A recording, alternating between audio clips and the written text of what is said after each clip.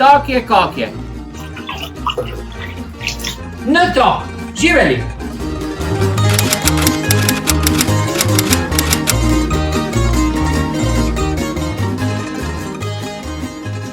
Ja vam velim, doktor, idete.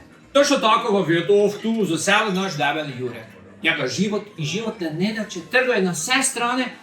Točno kak je nekdar Fiček trgal one prirodnice, ali čovjek se ne da i ne da se. No, baš mi je neki dan pripovedal, kako su mu na poslovni garderobi krali vse kreditne kartice.